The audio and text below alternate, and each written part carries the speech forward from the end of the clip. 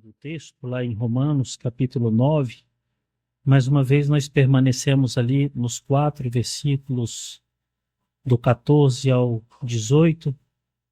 Tivemos o primeiro momento de meditação nesse texto, domingo passado, e agora, se nosso bom Deus permitir, concluiremos a meditação dessa parte do texto que aqui nos compete. Capítulo 9 de Romanos, capítulo 9, do verso 14 até o verso 18. Então vamos fazer a leitura. Todos acharam o texto aí? Amém? Diz assim a palavra do Senhor. Que diremos, pois? A injustiça da parte de Deus? De modo nenhum. Pois ele diz a Moisés: terei misericórdia de quem me aprouver ter misericórdia, e compadecer-me-ei de quem me aprouver ter compaixão. Assim, pois, não depende de quem quer ou de quem corre, mas de usar Deus a sua misericórdia. Porque a Escritura diz a Faraó: para isso mesmo te levantei, para mostrar em ti o meu poder, e para que o meu nome seja anunciado por toda a terra. Logo, tem ele misericórdia de quem quer, e também endurece a quem lhe apraz. Amém? Vamos fechar os nossos olhos, vamos ter mais um momento de oração. Senhor Deus, obrigado, Pai, por tua palavra lida. Obrigado porque, como igreja, estamos aqui como ovelhas, Senhor, trazidos por ti mesmo para cultuar o Senhor e agora para ouvir a tua voz. Rogamos a ti, Pai, em nome de Jesus. Fala conosco, Senhor, que nossos corações sejam terra fértil, para que possamos ser crentes amadurecidos, Pai, crentes produtivos, crentes que vivem para a glória do teu nome. Em nome de Jesus, nós louvamos e agradecemos ao Senhor. Amém. Vamos tomar assento, irmãos?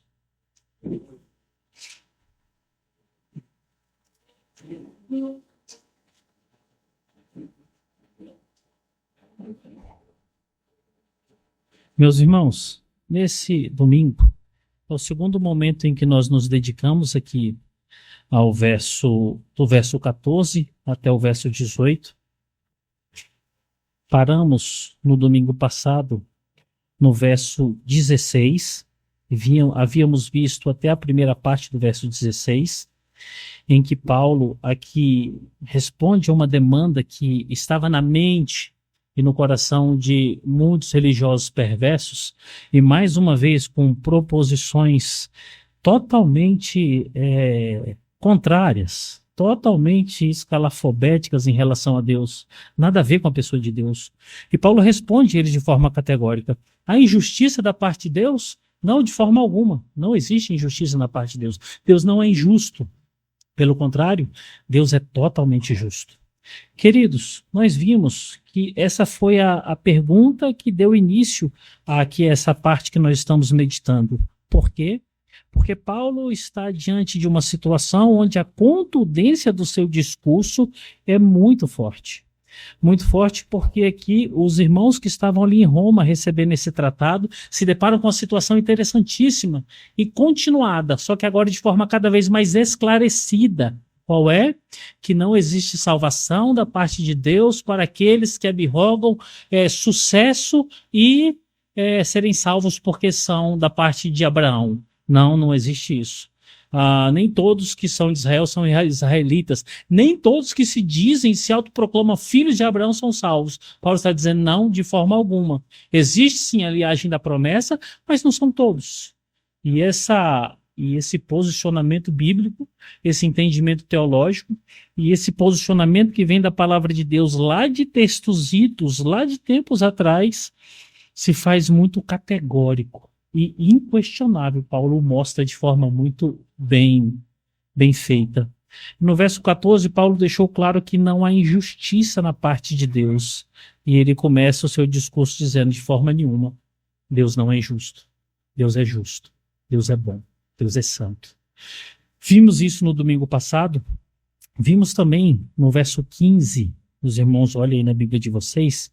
Paulo mostra um diálogo que Deus mantém com Moisés E nesse diálogo Deus deixa muito claro aqui para Moisés: Moisés, eu tenho misericórdia de quem eu quero ter misericórdia. Eu me compadeço de quem eu quero. Ou seja, eu não preciso do aval de ninguém, eu não preciso da concordância de alguma pessoa para que a minha misericórdia e a minha compaixão se manifeste a alguém. Não. Deus é totalmente autônomo. Deus, ele mostra para Moisés, e Paulo repete essas palavras aqui para sua comunidade lá em Roma, dizendo assim: Deus é autônomo, Deus faz o que quer, e a sua misericórdia e a sua compaixão ele destina para aqueles a quem ele quer. Essa é uma verdade dura que chega para a comunidade lá em Roma, e essa é uma verdade dura que chega para todo espectador das coisas de Deus, principalmente nos dias de hoje. Eu acho que todos vocês devem concordar, nós fazemos parte de um país que, querendo ou não, somos uma gama religiosa que professa, de certa forma, o nome de Deus. Só que quando você olha para aquilo que nós professamos de Deus, é que Deus ama todo mundo e vai salvar todo mundo. Chegamos ao perigo do universalismo. Não, Deus ama todas as pessoas. Deus vai salvar todas as pessoas. Não, a palavra de Deus, ela alcança todos e ela vai produzir salvação em todos. E por causa dessa certeza, quando chegamos a esse texto, quebra-se aquilo que nós entendemos de Deus. Por quê? O amor de Deus não é destinado para todas as pessoas. A palavra de salvação, ela não chega em todos os corações. E Paulo deixa bem claro. Deus amou a Jacó e odiou a Esaú. Isso aconteceu antes da fundação do mundo. O que isso significa? Que a manifestação, o ato salvífico da parte de Deus aconteceu antes de nós existirmos. Então Paulo deixa isso muito claro, e a tônica do que Paulo está evidenciando é a misericórdia de Deus. E agora o verso 16, nós vimos que existem duas informações que Paulo expressa ali e que nós vimos domingo passado. Paulo mostra que no verso 16 ele diz assim, que não depende do homem querer ou do homem fazer. Ou seja, a salvação não é aquilo que brota no coração do homem pela sua própria vontade e ele deseja ser salvo. Não, porque todo homem natural, ele sequer pensa em salvação, ele sequer pensa no céu, ele sequer pensa nas demandas salvíficas. Isso está longe, está fora de cogitação. E Paulo deixa bem claro, não é pelo querer. Ou seja, não é porque você quer que você vai alcançar a vida eterna. Não, isso não depende de você. E Paulo continua dizendo, não é pelo fazer. Ou seja, não é pela força humana que você alcança o céu. É impossível o homem querer e realizar. E esses atos encontrarem graça e satisfação da parte de Deus a ponto tal que Deus se mova para salvar tal pessoa. Dessa afirmativa de Paulo e essa compreensão bíblica, nós tivemos 6 textos no mínimo, porque não tem tempo para nós examinarmos toda a Escritura, mas 6 textos são evidentes para nós. Apocalipse 13:8, Efésios 1:4, Romanos 8:28 e 29, Romanos 9:11, Filipenses 2, de 12 a 13, Efésios capítulo 2, de verso 8 ao verso 9, e toda a Escritura. Basta você olhar, basta você meditar nela que você vai perceber, salvação começa em Deus. A ação salvífica, a intervenção na vida do homem vem de Deus. Ou seja, somos favorecidos. Somos alvo da misericórdia de Deus quando esse favor salvífico chega a nós. E da mesma forma, aqueles que não recebem esse favor e essa graça são alvos da justiça de Deus. O que é isso? Deus cumpre a sua justiça na vida dessas pessoas. Como? Condenando-as por aquilo que elas merecem. Porque todos merecemos o inferno. E se Deus quisesse manifestar o juízo dele, a justiça dele, límpida para todos os homens, ele condenaria todos para o inferno. Mas para alguns ele destinou misericórdia, graça. Não sabemos explicar. Sabemos que ele chamou alguns por graça e misericórdia. Tirou do precipício.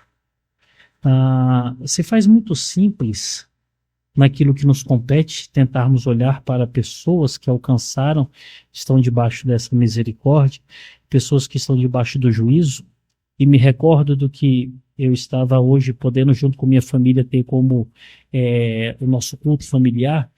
Você percebe que ao eleito, Deus trata com demandas muito mais rápidas e mais céleres. Ao eleito, o peso das mãos de Deus vem com muita mais força. Ao eleito, a correção é dura, é vergonhosa, é escandalosa, mas ela chega. Ela é contundente, ela quebra o cara todo, ela quebra a pessoa todinha. Por quê? Porque Deus ama o filho e ao filho ele corrige. Agora, ao não filho, ele simplesmente deixa as coisas seguirem. Vai, continua. Vive o que está no seu coração. Nada está errado. Ele faz o que quer. Ele vive uma vida regalada. E ele aproveita cada momento da vida, porque ele sabe que a única coisa que leva dessa vida são os bons momentos. E depois não leva nada. É Deus falando assim, vai.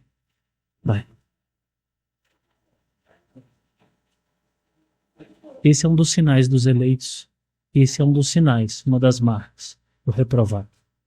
Eu falei para os irmãos, existe um pastor reformado, e ele falou que nós reconhecemos um crente, nós reconhecemos um eleito, porque ele obedece aquilo que está escrito lá em João 10. As minhas ovelhas ouvem a minha voz. O crente tem prazer, por pior que seja a palavra e a instrução, ele tem prazer, ele tem vigor para ir.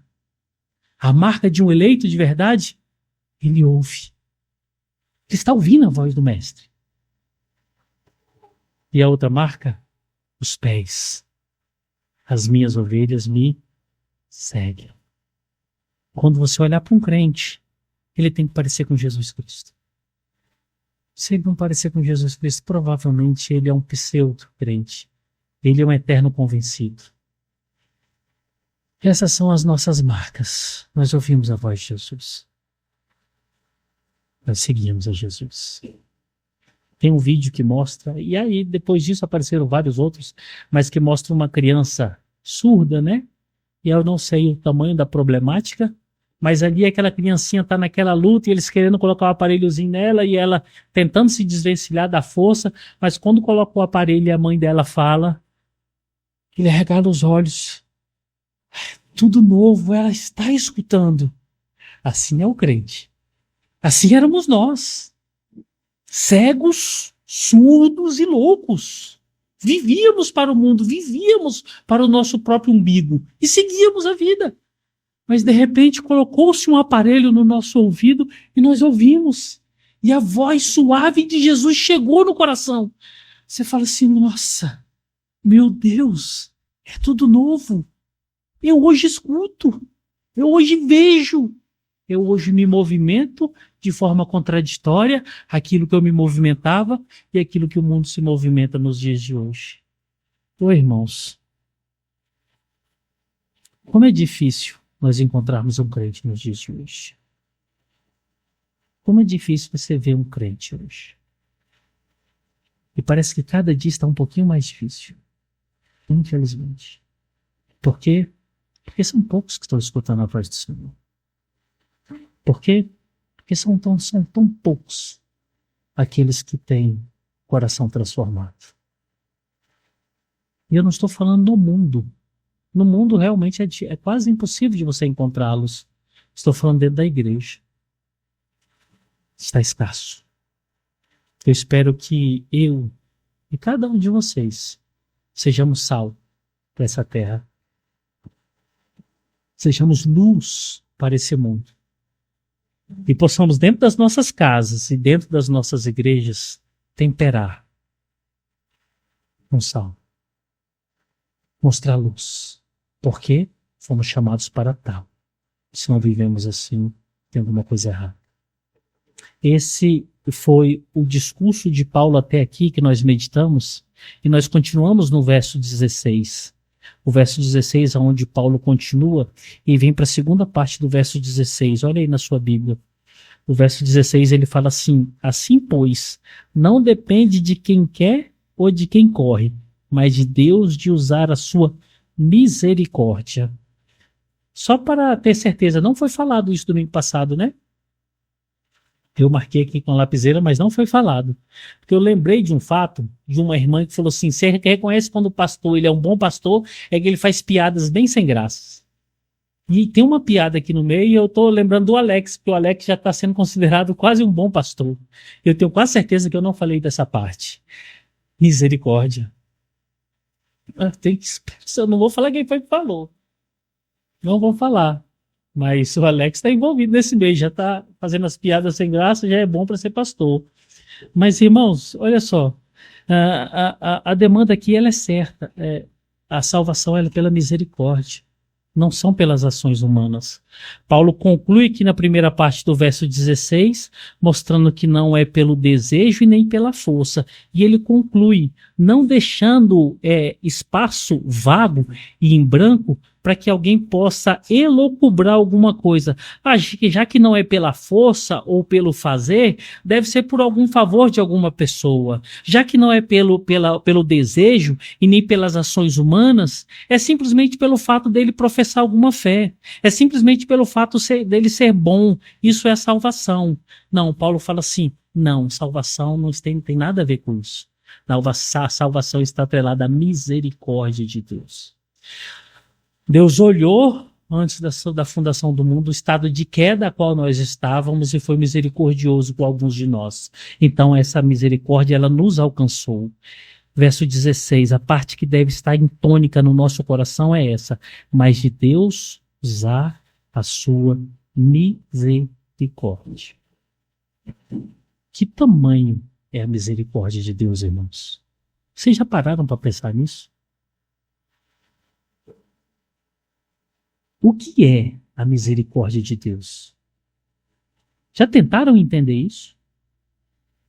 Misericórdia, irmãos, é Deus colocar o coração dele no nosso estado de miséria, o favor dele na nossa situação de vida, a tal ponto que ele não permite que nós vamos para o nosso autoextermínio, para o local que o nosso coração deseja com toda a força. A misericórdia de Deus é o impedimento voluntário que ele mesmo exerce a nossa vida sem a nossa prévia autorização, como se nós o autorizássemos alguma coisa para que ele possa intervir o meu caminho, o meu destino eterno. A misericórdia é ele não permitir aquilo que eu sempre quis, desde o dia que eu nasci. Misericórdia é ele me tirar do meio de pessoas que querem o destino eterno final escabroso. E ele intervém nisso e fala assim, não, para você eu tenho algo muito maior. Para você eu tenho paraíso eterno. Para você eu tenho descanso. Para você eu tenho paz. Misericórdia é ele fazer eu entender algo que eu não entendi e não tinha capacidade de entender. Misericórdia é ele fazer eu compreender que as minhas atitudes de vida são nocivas contra a glória dele. Misericórdia é ele fazer eu entender que as palavras que proferem a minha boca, quando não são condizentes com a palavra, não agradam ele, ofendem ele. Misericórdia é ele entender que o meu corpo, os meus membros, pertencem a ele. Todos. E quando ele me comprou, ele o santificou. Misericórdia é ele me fazer compreender que aqui está a maior riqueza que esse mundo tem, físico e palpável, a palavra de Deus, porque ela é a fonte de instrução de vida. Misericórdia é ele fazer eu entender que aquilo que eram as minhas paixões já não são mais. Como assim paixões? Aquilo que eu muito desejava que era pecado. A violência, o ódio, a luxúria, as riquezas, exacerbadas riquezas. status quo. O domínio, a idolatria. Ele fez com que tudo isso na vida do crente, entendimento que isso é pecado, fosse abandonado. E aí você simplesmente, a partir do momento que essa misericórdia adentra no seu coração, você abandona todas essas coisas, simplesmente faz uma oração desejosa para Deus todos os dias, que eu seja teu servo e que eu chegue mais perto de ti, porque eternamente o Senhor tem me chamado para uma vida para contigo. E sabe o que é isso? De maior, você passa a ser o menor. Aquele que era o mais forte, ele não se importa mais com força nenhuma. Aquele que era o mais esperto, o mais profícuo, ele não se preocupa mais com isso. Por quê? Porque tudo é para a glória de Deus.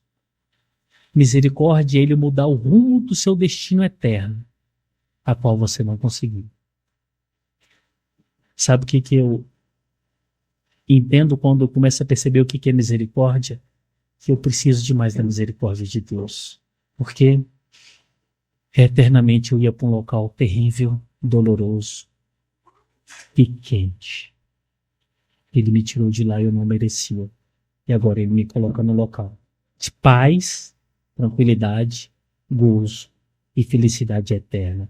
Isso é misericórdia. Sabe, irmãos? Eu fico impressionado porque nós crentes estamos nos parecendo, somos uma símile dos ímpios. Observe, hoje tem muito crente que luta, batalha para que seus filhos vistam as melhores marcas, as melhores roupas. Nós crentes hoje lutamos, brigamos, nos endividamos para que os nossos filhos estejam nas melhores escolas. Estejam na companhia dos melhores sobrenomes.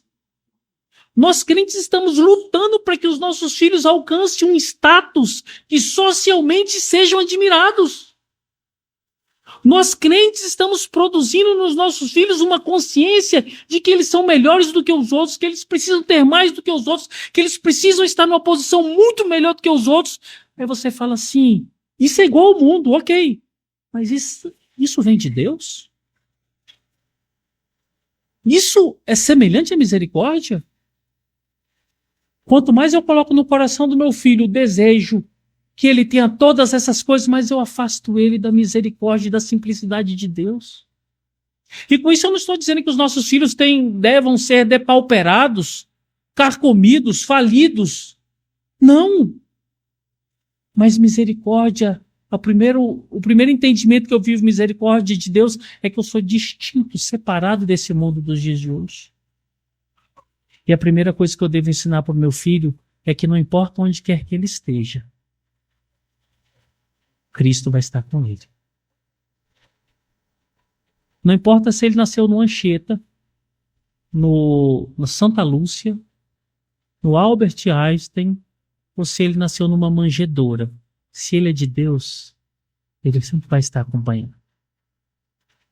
Não importa se ele estuda no Sigma, no Leonardo da Vinci, tal, ou se ele estuda na escola pública, lá no meio da Ceilândia Norte, lá na 3 da Ceilândia Norte. Não importa se ele estuda ou estudou no meio de rabinos, se Deus estiver com ele, ele vai encontrar misericórdia em todos os momentos. Não importa se você mora numa casa com porcelanato mais caro do metro quadrado, ou se a sua casa tem chão batido. Se a misericórdia de Deus se faz conhecida, você não reclama um momento nenhum, você tem motivo para agradecer. Todos os momentos. É por isso que como pai, como mãe, nós temos que desejar sempre para os nossos filhos assim, conheçam a misericórdia de Deus, vivam a misericórdia de Deus. Para isso eu vou investir o meu tempo, para isso eu vou investir o meu dinheiro, para isso eu vou dedicar os meus momentos de oração, por vocês eu vou chorar, por vocês eu vou interceder, para que a misericórdia seja explícita. E para que eu possa aproximá-los um pouco mais da graça de Deus. Se assim me compete, se assim eu tenho forças. Mas enquanto nós estivermos confundindo misericórdia com qualquer outra coisa, a gente não consegue andar como Paulo está fazendo aqui no verso 16. Paulo traz 2 pontos aqui no verso 16, nessa segunda parte, que elas devem nortear o nosso coração. Uma das características do ato salvador é a misericórdia de Deus. Ninguém alcança a salvação porque quer, ninguém alcança a salvação porque fez alguma coisa, mas porque se encontrou com a misericórdia de Deus. Os nossos filhos, eles não vão ser galardoados por Deus porque eles são mais inteligentes do que os outros, não vão ser galardoados com salvação porque eles andam com as melhores roupas, porque eles frequentam os melhores lugares. Não, isso não é bíblico. Também, da mesma forma, o contrário não é verdade. A misericórdia se manifesta de uma forma isolada e única da parte de Deus para os nossos filhos, da qual não parte de uma intervenção nossa. Mas nós, como pais crentes, somos obrigados a ministrar uma vida de misericórdia para os nossos filhos. Filho, misericórdia me alcançou. Eu vivi assim, eu era assim. Minha vida foi essa. Olha os erros que eu cometi. Olha as consequências que chegaram em mim. Mas agora seu pai experimenta, sua mãe experimenta a graça e misericórdia de Deus, porque ele interviu na vida do seu pai e de sua mãe. A informação que você leva para os seus filhos é: meus pais são alvos da misericórdia de Deus. Nós devemos fugir do materialismo a tal ponto que nós colocamos ele de posição superlativa às demandas da misericórdia de Deus, para que nós possamos evidenciar misericórdia no que somos, para que nossos filhos aprendam, para que nossos filhos cresçam, para que eles se desenvolvam numa vida que seja desejosa de Deus. Há muito tempo eu escutei de uma pessoa, familiar minha: agora eu estou mudando para o local tal, graças a Deus, eu não aguento mais ver mendigo, eu não aguento mais esse povo pedindo, eu não gosto dessa escória. Difícil. Eu não aguento mais essa escória, esse povo. Difícil, né? E pessoas de Deus. Ela mesma é uma pessoa super de Deus. Graças a Deus, Deus me deu condições de morar agora num local bacana, casona e tal. Qual é a primeira coisa, motivo que você vê misericórdia e coisa boa de Deus? Porque eu não tenho mais contato com o pobre. Eu não vejo mais essa escória, esse povo. Nossa, tem um nojo. Você fala: meu Deus do céu. Aonde que tem misericórdia de Deus nisso? Aí perceba, os pais erraram um pouquinho. Erraram um pouquinho. Os pais que não querem ensinar. Pais que não fazem questão de ter os seus filhos no caminho correto do Senhor. Nós somos pais hoje que não fazemos questão que nossos filhos cumprimentem, questão que nossos filhos andem nos lugares mais difíceis. Nós somos pais hoje que fazemos questão hoje que nossos filhos sejam os intocáveis. Não, irmãos. Misericórdia é um ato de envolvimento que se manifesta nas nossas vidas para nós sermos plurais. Somos cheios de não me toque, somos cheios de individualismo, somos cheios de coisa que mostra que nós não temos misericórdia nenhuma. Aí quando você encontra o apóstolo Paulo, ele não é alguém que escreve só para ricos, ele não é alguém que entra na casa só de pessoas que esbanjam coisas do mundo, pelo contrário. Quando você vê Paulo falando, ele fala assim: eu fiz de tudo para todos, para ganhar o máximo. Misericórdia é você fazer de tudo, para que você possa chegar perto de todos, se for possível. Sabe por quê, irmão? Quando a misericórdia chega no nosso coração, o primeiro ato que a gente tem, e a primeira vontade, a primeira felicidade, é que outros saibam aquilo que eu sei. É que outros saibam, é que outros conheçam aquilo que eu conheço. Não tem coisa melhor do mundo que conhecer Jesus, de forma bíblica e racional. Eu quero que todos conheçam. Mas se eu levanto barreiras de impedimento da minha parte, vai ser difícil com que essas pessoas conheçam esse Jesus que eu conheço. O segundo ponto é esse: se a salvação dependesse de nós mesmos, estaríamos perdidos. Por quê? Algumas características se evidenciam em nós. Impossibilidades, injustiças são as nossas marcas. Imagina se salvação dependesse de você. Agora imagina se a salvação do seu amigo e inimigo dependesse de você. O que ia acontecer, hein? Imagina se dependesse da sua oração. Imagina se dependesse do seu ato de jejuar por aquela pessoa, digamos que isso salve alguém. Imagina se dependesse de algum esforço teu para que alguém fosse salvo. Só os bons se salvariam. Só nossa casa praticamente seria salva. Por quê? Porque são aqueles que nós, no fundo, amamos. E os demais? Agora eu pergunto, e os perversos? Porque nós somos perversos. Mas os perversos, segundo o nosso entendimento, como é que eles seriam salvos? Aqueles homens que se encontram encarcerados agora, como é que eles seriam salvos? Me digam. Aqueles homens, e agora contraria muito a nossa fé, o nosso posicionamento social, político, aqueles homens que fazem parte de grupos terroristas, fazem barbaridades, como que esses homens seriam salvos? Por nós todos seriam lançados no inferno. E os políticos, como é que eles seriam salvos?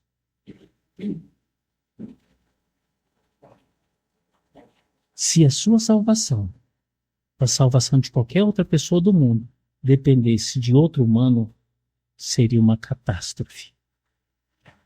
Seria terrível. Você quer ver um exemplo bíblico disso? A gente não precisa pegar exemplo nosso. Vocês lembram de Jonas? Lembram do profeta Jonas? Jonas vai até Nínive, prega a palavra lá. Eu vou me compadecer daquele povo. Jonas tinha certas agrúrias em relação a Nínive. Ele falou, não, senhor, só está de brincadeira. Não, Jonas, vai a Nínive. Eu vou manifestar minha misericórdia em Nínive, salvar aquele povo. De jeito nenhum.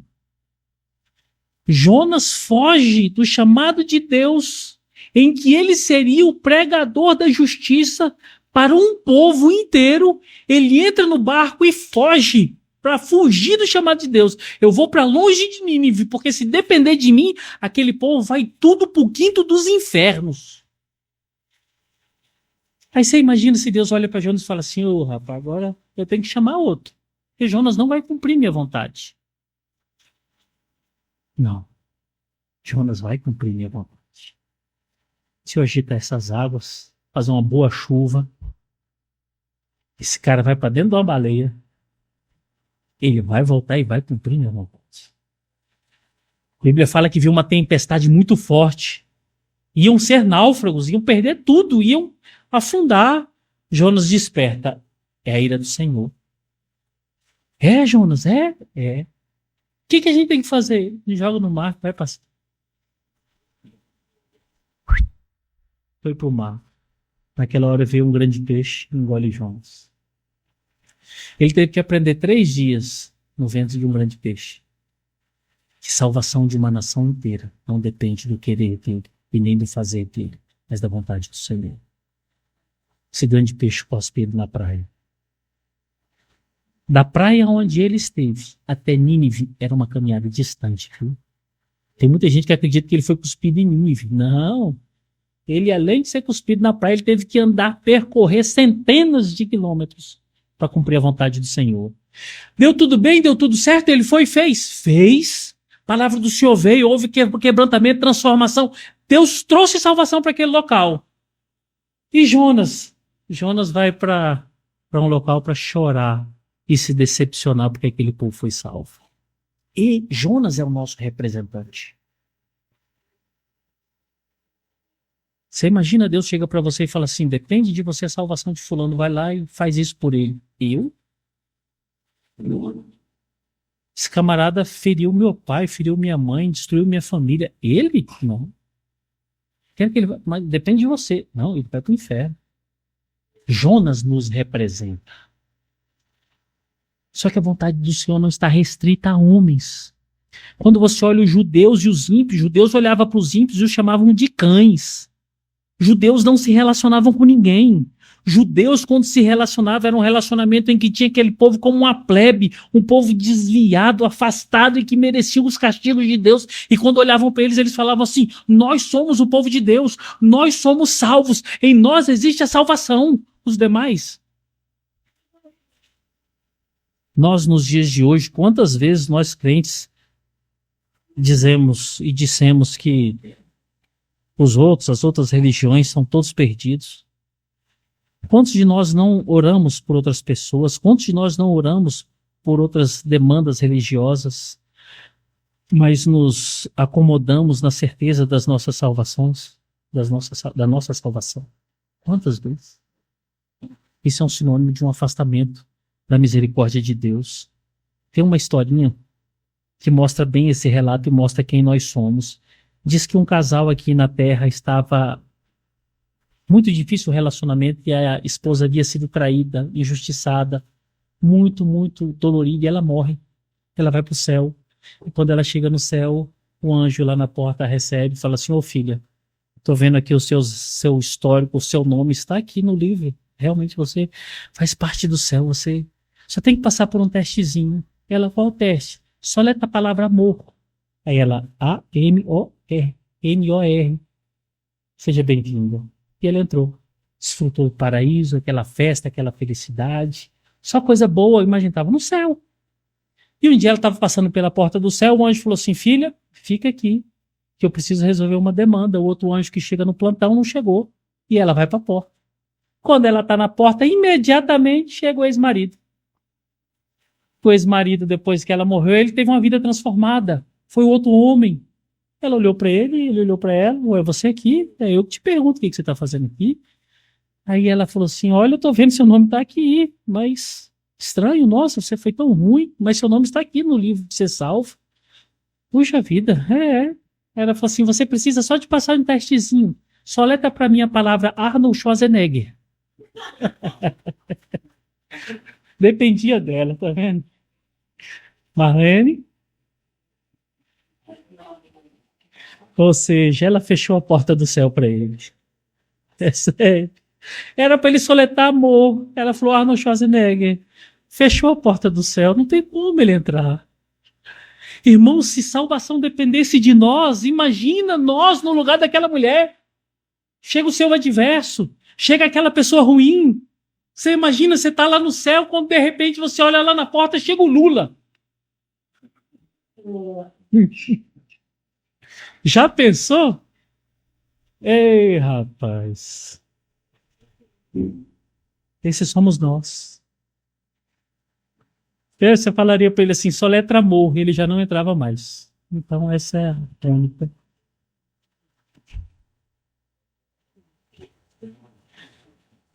A salvação não depende de nós. Ela se manifesta pela graça de Deus. Única e exclusivamente graça de Deus. Só a graça de Deus. Nós chegamos até o verso 16, irmãos, e no verso 16 nós encontramos Deus agindo em favor dos seus. Graça, misericórdia. Só que agora do verso 17 até o verso 18, Paulo mostra como funciona e como acontece na vida dos ímpios. Porque da mesma forma como Deus se manifesta salvificamente e de forma misericordiosa para os seus, ele manifesta da mesma forma aos ímpios com não misericórdia, com não salvação. E aqui vai ficar explícito algo muito forte que Paulo instruiu a igreja de Roma. Moisés recebeu o que não merecia, misericórdia. Faraó, do contrário, recebeu o que merecia, justiça. Moisés era tão perverso quanto. Moisés era tão indigno quanto. Mas Moisés, quando chega diante de Deus, ele recebe misericórdia. Faraó recebeu justiça. A mesma coisa está acontecendo nos dias de hoje. Uns estão recebendo misericórdia. Outros estão recebendo justiça de Deus. E isso nós vamos ler aqui no verso 17. Você lê, Marcão, o verso 17, por favor? Lê aí, Nésio, o verso 17, por favor. Porque disse a Faraó: para mim mesmo te levantei, para mostrar o motivo do meu dever e para que o meu nome seja anunciado por toda a terra. Ok, olha aí. Faraó, para isso mesmo eu te levantei.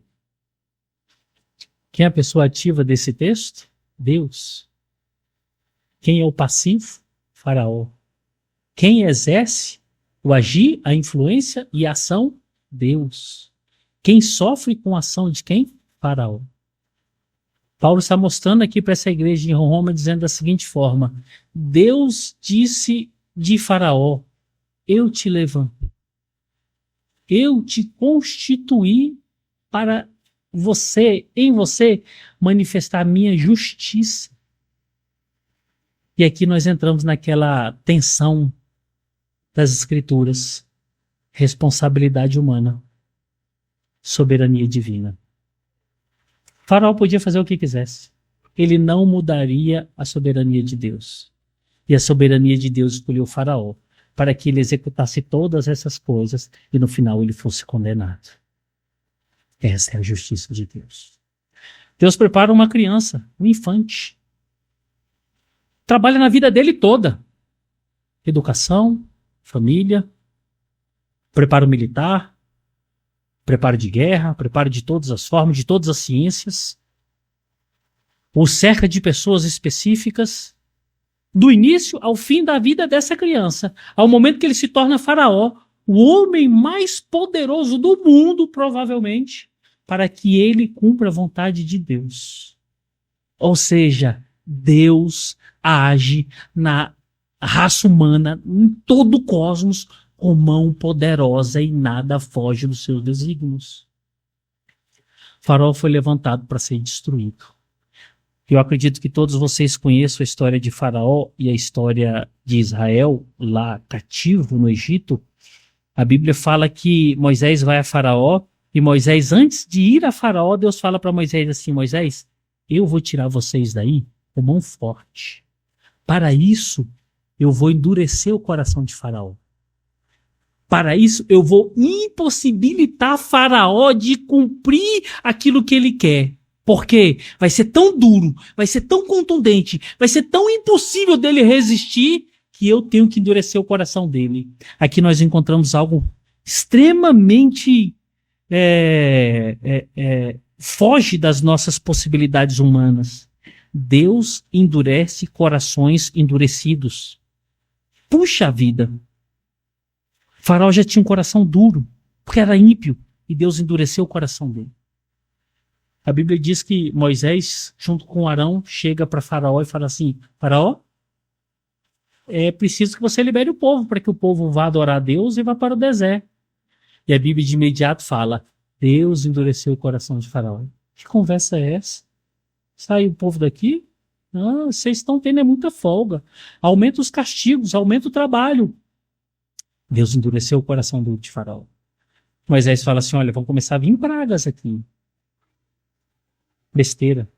E começa a primeira, começa a segunda, começa a terceira, começa a quarta praga. Começam a chegar pragas que são tão insuportáveis, a ponto de dizimar a força do homem mais poderoso da terra. Chega um ponto que ele fala assim: pode ir embora. Não quero mais vocês aqui. Pode ir embora. E na hora que o povo começa a se movimentar, a Bíblia fala assim: mas Deus endureceu o coração de Faraó. Faraó se levanta vociferante. Pode parar. Arrocha esse povo. E Deus continua. Mais pragas, e mais pragas, e mais pragas.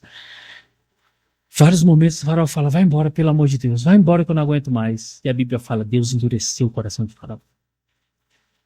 Ele não arrocha o povo. Até que chega o último grande momento. Deus dizima, mata todo o primogênito. Aquela pancada foi forte demais. O Faraó fica quebrado.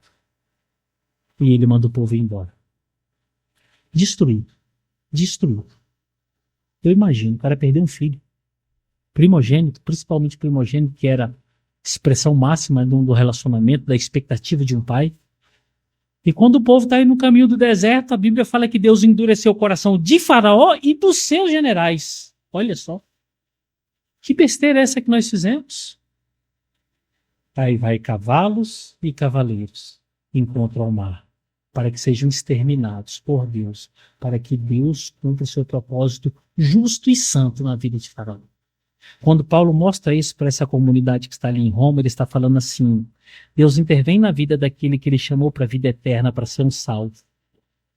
Mas Deus também intervém na vida daquele que ele destinou para ser condenado. Por quê? Para esse ele fechou as portas dos céus. Para este, ele impossibilitou Ele impossibilitou qualquer vestígio de possibilidade dele ouvir a palavra salvífica. E ele vai cumprir todos os desígnios. Sabe, irmãos, quando nós olhamos para Faraó, nós vemos as características da dureza do coração. E as características da dureza do coração são coisas terríveis.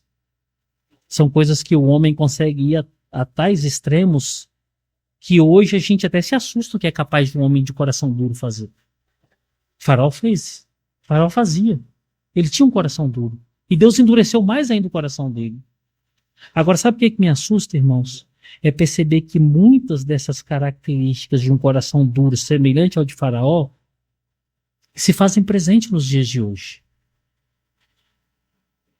Você quer ver um exemplo de uma pessoa que está com um coração duro, semelhante ao coração de Faraó? É o divorciado. O divorciado, a Bíblia fala que ele tem um coração duro. Quando você vai lá para Mateus, capítulo 19, Jesus é questionado sobre o divórcio, sobre a legitimidade do divórcio. Aí eles falam assim, mas Moisés legislou, a gente pode. E Jesus fala assim, por causa da dureza do seu coração. O coração de um divorciado é igual pedra. Não existe misericórdia. Não existe compaixão. Não existe amor. Não existe renúncia. Não existem possibilidades da graça de Deus.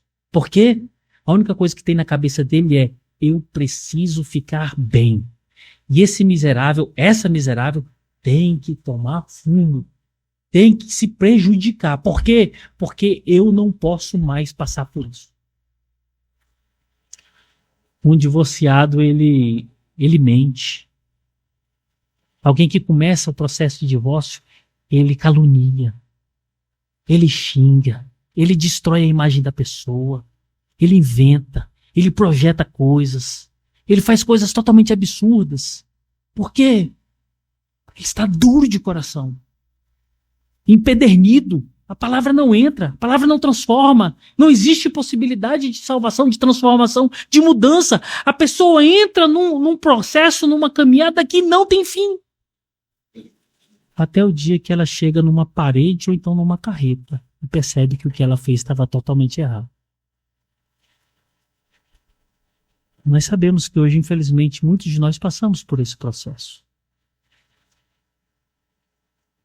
Mas para os irmãos que não experimentaram esse processo, orem ao Senhor. Para os irmãos que ainda são solteiros, orem ao Senhor. Porque senão você vai saber o que é ter um coração de Faraó. O que é fazer mal para os outros e estar aliviado. É você desejar o mal para os outros, é você projetar o mal para os outros, é você fazer o mal para os outros e se sentir bem. Isso é um coração de Faraó, um coração de divorciado. Esse coração duro a gente encontra também em pessoas que foram abandonadas. Pessoas que foram rejeitadas. Pessoas que foram, de algum modo na vida, injustiçadas. O coração dessas pessoas se endurece de uma forma que a única coisa que elas conseguem pensar é: eu não posso passar por isso. Eu não podia passar por isso. Eu quero me vingar. Eu quero uma justiça injusta.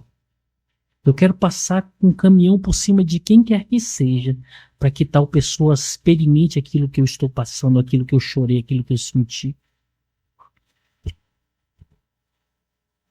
Algumas pessoas da minha infância, o pai, a família cotidiana, né? Família normal.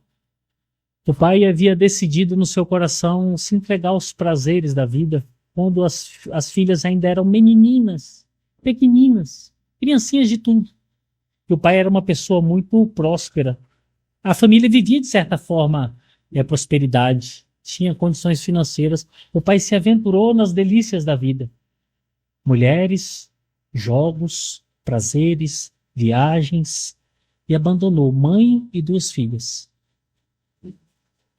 A história dessa pessoa foi muito triste, porque elas passaram fome, literalmente fome. Essas crianças passaram coisas terríveis, terríveis e coisas difíceis. Mas tem um ditado que fala assim: o mundo é redondo. Você está lá em cima hoje, E um dia você está aqui embaixo. E o mundo gira. Passou algum tempo da vida, esse rapaz perdeu tudo. Perdeu dinheiro, perdeu saúde, perdeu tudo. A notícia que tivemos é que ele estava perambulando, era um transeunte. E quando ele perde a saúde, ele se encontrava numa situação muito debilitada, coisa mesmo degradante do ser humano. E a família dele tinha encontrado alguns privilégios da graça de Deus. Deus tinha assistido a família através dos familiares. As filhas já eram mulheres, criadas, e estavam com condições, tinham passado em concurso público, estavam bem, né? Apesar de todas as dificuldades, coração quebrado. Um dia chega esse pai, carregado, ou numa maca, ou numa cadeira, pedindo misericórdia, porque já não conseguia mais sobreviver. Não tinha dinheiro para mais nada. E a sua doença era exposta, não era uma doença implícita, era explícita.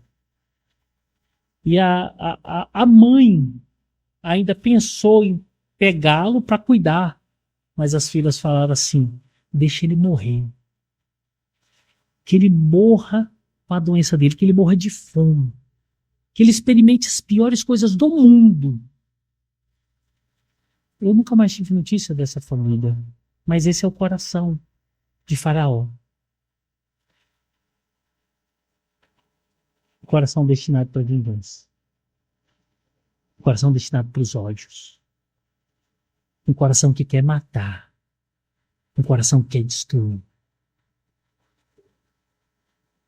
Todas as vezes que nós permitimos que as maldades e as mazelas dessa vida endureçam o nosso coração, nós simplesmente vamos ser instrumentos do mal para projetarmos o mal para outras pessoas. Deus não quer isso da gente. Deus quer nos levar para posições muito mais altas do que essa. Por isso que Paulo insiste e diz assim, se o teu inimigo tem sede, dá-lhe de beber. Olha que absurdo. Está vindo contra você, mas ele está com sede, está necessitado. Dá-lhe de beber. Não tenha o coração de Faraó. Não nutra no seu coração o coração de Faraó. Sabe por quê, irmãos? No nosso meio tem muitas pessoas assim. Essas são as características delas. Descaso. Ela não faz caso da necessidade alheia. Ela pouco se importa. Fria. São pessoas frias, calculistas, odiosas. Elas destilam ódio. Que se exploda. Que morra, que sofra. Que padeça. Que lute. Que se esfregue aí nessa vida para se arrebentar. Eu não tô nem aí. Isso é frieza. É não se condoer com a miséria do outro. Isolamento. São pessoas isoladas, sozinhas, desajeitadas. São pessoas que você percebe que na vida delas, principalmente pelo que elas falam, são desejosos de práticas de vingança. Essa é a característica de uma pessoa dura de coração. E sabe qual o detalhe mais intrínseco aqui? É que o duro de coração foi levantado por Deus para cumprir propósitos. O Faraó tinha tudo isso no coração dele. Você imagina você escravizar alguém? Tivemos pouco tempo atrás aqui no nosso país. Quer dizer, de forma geral, nós vimos que o movimento de escravicionista era muito forte. Os negros padeceram muito.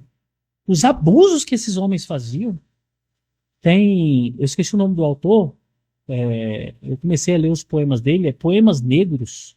Ele começa a relatar os poemas, relatar os fatos, né, que aconteciam através de poemas. Rapaz, você lê alguns poemas que você fala assim, meu Deus do céu, até nisso você poetiza-se. A degradação que você faz de uma pessoa simplesmente por ela ter uma cor diferente e você abusa, usa, joga fora. Você olha para crianças que a única projeção que você vê nelas é um material, é uma matéria que vai te produzir, que você vai ter alguma coisa e você usa, alimenta para que você possa abusar a vida inteira. Isso é um coração de Faraó, irmãos. Isso não é nosso. Não é nosso. Nós que somos crentes não podemos ter coração duro. Temos que ser pessoas diferentes. Mas lembrem-se, pessoas de coração duro foram levantadas por Deus para cumprir propósitos dele. E Faraó foi levantado por Deus. Escravizou. prejudicou, apertou, mas no final, cavalos e cavaleiros se depararam com o mar que fechou e não teve escolha, ele encontrou com a morte e certamente o precipício eterno. Verso 17 diz isso. Agora o verso 18. No verso 18 diz assim, você lê aí, Nésio, por favor. Tem ele misericórdia, tem guerra, e também endurece a quem endurará. Ele tem misericórdia de quem quer e endurece quem quer.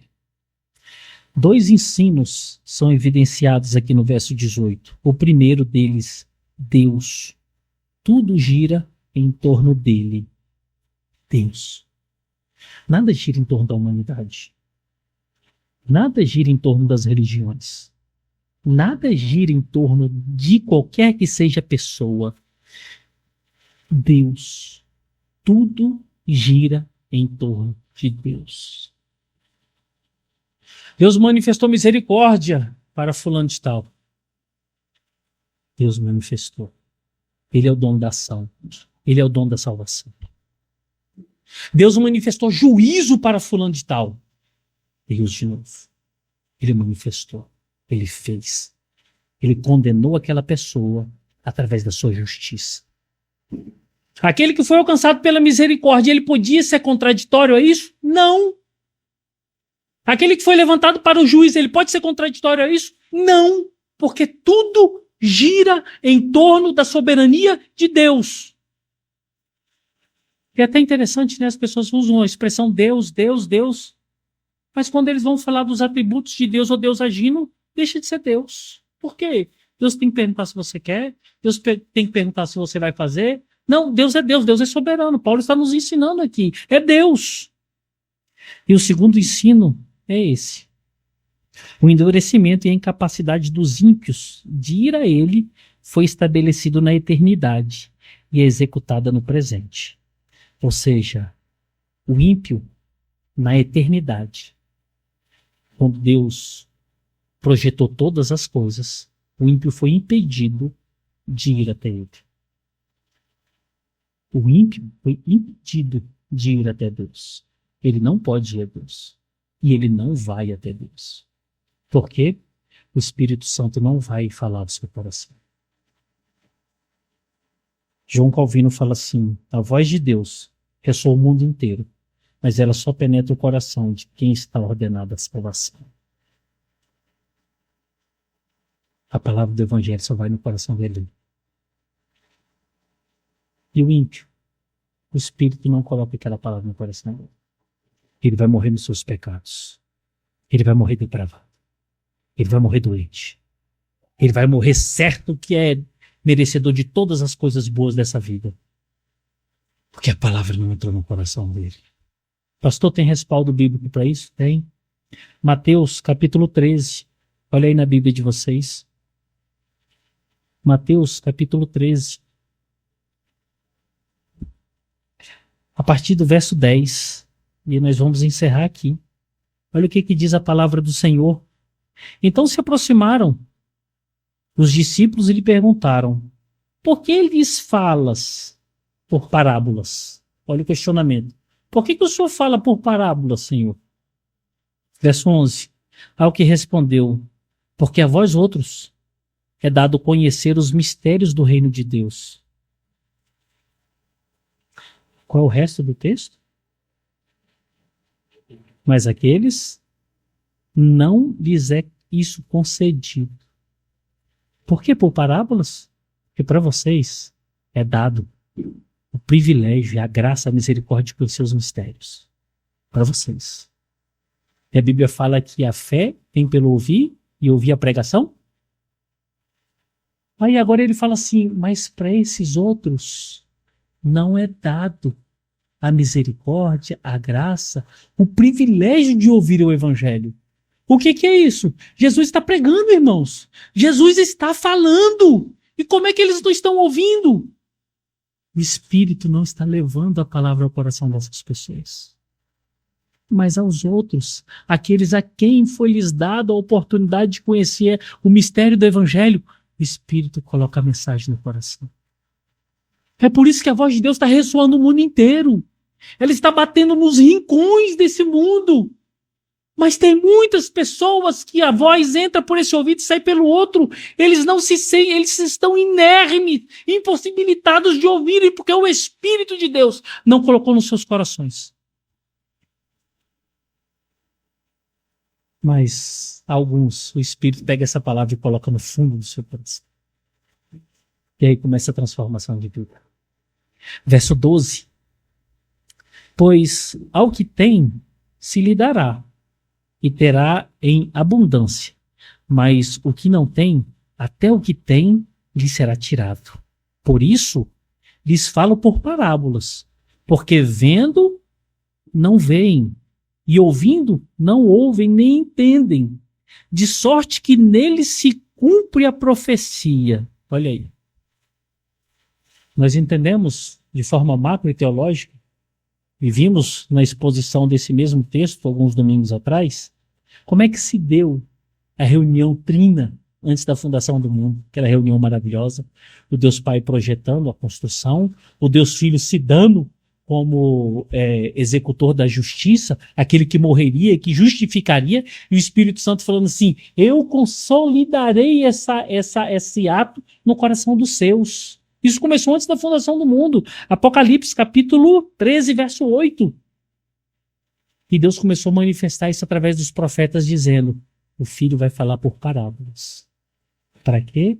Para que aqueles que não são dele escutem a voz do Filho, mas não entendam. Para que aqueles que não são filhos vejam o Filho, mas não reconheçam.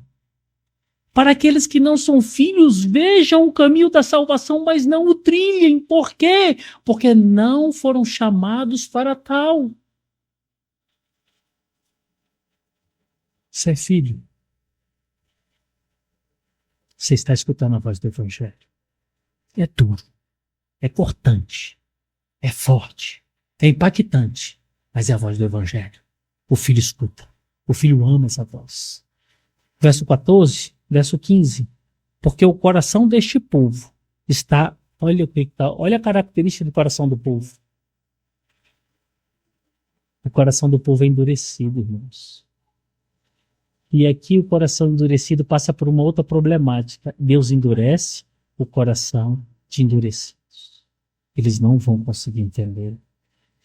De mau grado, ouviram com os ouvidos e fecharam os olhos, para não suceder que vejam com os ouvidos, ouçam com os ouvidos, para que não vejam com os olhos, ouçam com os ouvidos, entendam com o coração e convertam e sejam por mim curados. Agora, olha o paralelo da tensão da soberania de Deus e da responsabilidade humana aqui. No verso 14, até o verso 14, Deus está falando, sou eu que não estou falando com eles. Não é? Vocês viram aí? Eu vou falar, eles não vão escutar. Eu vou estar entre eles, eles não vão me ver. Sou eu que estou impedindo-os de ver, não é isso? Agora, interessante, no verso 15, eles que não quiseram escutar. Eles que não quiseram ver. Eles que não aceitaram a mensagem do Evangelho. Por quê? No fim, a responsabilidade humana é sujeita à soberania de Deus. Isso já foi decretado lá na eternidade e cumpriu-se. Corações duros, vocês não vão me escutar. E realmente eles não escutaram. E a responsabilidade é toda deles. Sabe por quê, irmãos? Paulo está escrevendo isso aqui, ele está dizendo para esses irmãos que estão lá em Roma, não sejam duros de coração. Temam o Senhor. Creiam na palavra. Vivam para Deus. E mudem suas vidas. Sabe por quê? Paulo deixa claro para essa comunidade: quem salva é Deus. E quem condena é Deus. Assim como Paulo tinha um desejo para essa comunidade e para todas a que ele esteve, que a salvação esteja lá. Da mesma forma, sobre mim, sobre vocês, sobre a família de vocês, que a salvação de Deus esteja na vida de vocês. Amém, meus irmãos? Nós concluímos aqui o verso 14 ao verso 18. Vamos orar ao Senhor Deus. Senhor Deus, é no nome de Jesus que nós oramos a Ti. Oramos agradecidos, Senhor, por Tua palavra. Somos agradecidos, Senhor, porque um dia escutamos a tua voz. E rogamos a ti em nome de Jesus. Continua derramando as tuas graças, Senhor. Continua sendo misericordioso conosco, Senhor. E nos ajuda a trilharmos um caminho de vida eterna.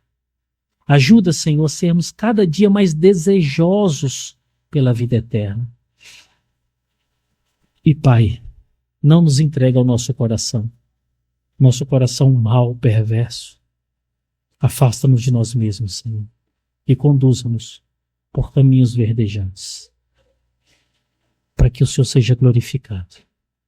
E para tanto, Senhor, que ainda não escutaram a tua voz, para esses que estão espalhados pelo mundo afora, que a tua palavra entre nesses corações e que haja vida, e vida em abundância. Em nome de Jesus nós oramos. Amém.